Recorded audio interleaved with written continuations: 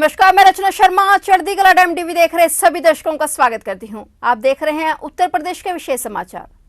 उत्तर प्रदेश के मुख्यमंत्री योगी आदित्यनाथ ने आज सोमवार को शिक्षक दिवस के अवसर पर कहा कि देश में शिक्षा के क्षेत्र में जो काम हो रहे हैं उन्हें देखकर ये कहा जा सकता है कि भारत पुनः विश्व गुरु बनने की ओर अग्रसर है। देश के दूसरे राष्ट्रपति सर्वपल्ली राधाकृष्णन जी की जयंती को हर साल शिक्षक दिवस के रूप में मनाए जाने के दौरान यहाँ आयोजित एक कार्यक्रम में एकत्रित हुए प्रदेश के शिक्षकों से मुखातिब होते हुए सीएम ने कहा कि 2014 के बाद शिक्षा के क्षेत्र में देश ने उल्लेखनीय प्रगति की है। उन्होंने इस अवसर पर उपस्थित हुए शिक्षकों का स्वागत करते हुए सभी को शिक्षक दिवस की बधाई दी। उन्होंने कहा कि हमारा देश 5 सितंबर को देश के द्वितीय राष्ट्रपति महान शिक्षाविद दार्शनिक डॉक्टर सर्वपल्ली राधाकृष्णन जी की जयंती के रूप में मनाता है। आधुनिक भारत के निर्माण के लिए शिक्षा एक महत्वपूर्ण कारक है। यह अवसर शिक्षकों के लिए नई पीढ़ी को ज्ञान के दीपक से आलोकित करने के लिए प्रेरित करता है। इस अवसर पर बेसिक शिक्षा माध्यमिक शिक्षा विभाग द्वारा यहां प्रधानाचार्य और अध्यापकों को सम्मानित किया गया। मुख्यमंत्री ने कहा कि स्कूलों में बेहतर सुविधाएं सुनिश्चित करने के लिए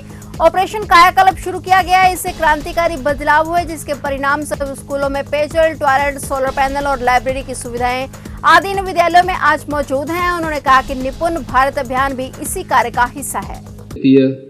राष्ट्रपति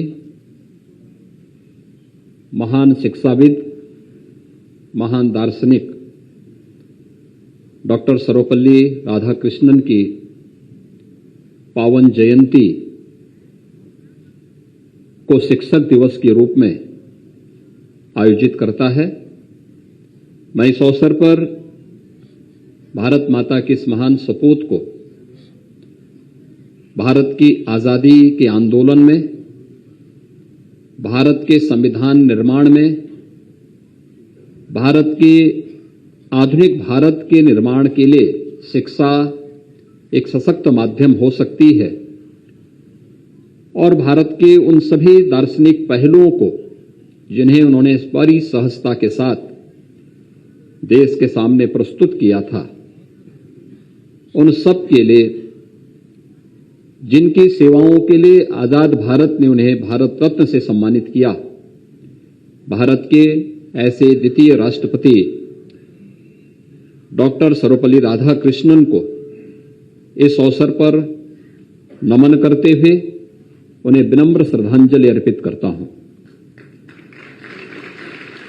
मेरे लिए प्रसन्नता का क्षण है कि बेसिक शिक्षा और माध्यमिक शिक्षा विभाग ने आज यहां पर प्रदेश में शिक्षा जगत में आमूलचूल परिवर्तन के लिए कार्य कर रहे प्रधानाचार्यों को और शिक्षकों को सम्मानित करने का कार्य भी किया है। हम सब जानते हैं कि जब पूरी दुनिया कोरोना जैसी महामारी से पस्त थी, तब भारत प्रधानमंत्री मोदी जी के नेतृत्व में अपनी राष्ट्रीय शिक्षा नीति पर मंथन कर रहा था और उस दौरान 2020 में हमने राष्ट्रीय शिक्षा नीति पूरे देश में लागू की। राष्ट्रीय शिक्षा नीति केवल सैद्धांतिक न होकर के व्यवहारिक और तकनीकी ज्ञान से ओतप्रोत करने में कैसे हमारे शिक्षण संस्थाएं ओतप्रोत हो सकती हैं और एक छात्र के सर्वांगीण विकास का मार्ग प्रशस्त कर सकती है, उसका एक दिग्दर्शन है। व्यवस्थित रूप से राष्ट्रीय शिक्षा नीति को लागू करने के जो अभियान प्रदेश भर में और पूरे देश भर में प्रारंभ हुए हैं, वह भारत को उसकी पुरातन पहचान शिक्षा क्षेत्र में भारत को जगत गुरु के रूप में स्थापित करना, उसे दिलाने में सफल होगा। इसमें किंचित भी संदेह किसी को नहीं होना चाहिए।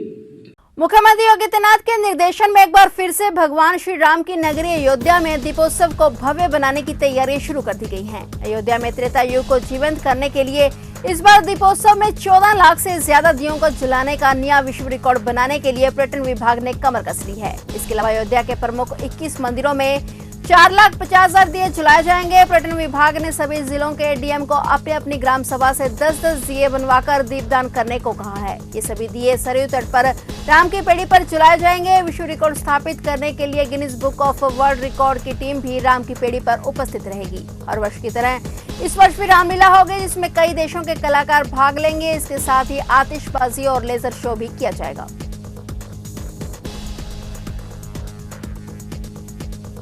उत्तर प्रदेश के लखनऊ के होटल लेवाना में उस समय हड़कंप मच गया जब होटल में सोमवार सुबह भीषण आग लग गई। इस हादसे में होटल के अंदर से 2 और शव बरामद किए गए हैं। वहीं उससे पहले 2 लोगों की मौत भी हो चुकी है, जबकि कई लोग घायल हो गए हैं। आग बुझाने के लिए फायर ब्रिगेड की 15 से 20 गाड़ियां बुलाई गई। वहीं जानकारी मिलते ही पुलिस भी मौके पर पहुंची। पुलिस ने मामले की जांच पड़ताल शुरू कर दी है। वहीं लखनऊ के होटल में आग लगने की घटना में घायलों से डॉक्टर श्यामा प्रसाद मुखर्जी सिविल अस्पताल में भेंट करने के लिए सीएम योगी स्वयं पहुंचे और उनका कुशलक्षेम जाना। इस दौरान सीएम योगी ने उनके समुचित उपचार हेतु संबंधित अधिकारियों को निर्देशित किया। वहीं मुख्यमंत्री योगी आदित्यनाथ ने मंडलायुक्त और पुलिस कमिश्नर लखनऊ को घटना के कारणों की जांच के निर्देश दिए हैं।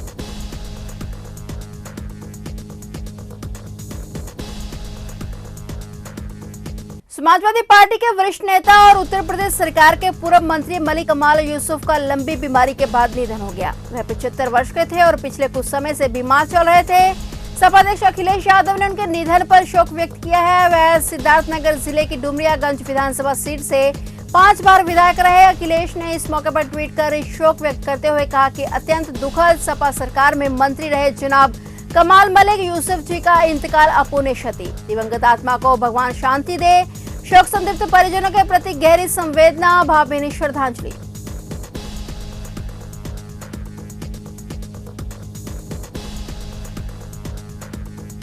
तो ये थे उत्तर प्रदेश के विशेष समाचार और नए समाचारों के साथ फिर से हाजिर होंगे। तब तक के लिए देखते रहिए चढ़ती कला टाइम टीवी।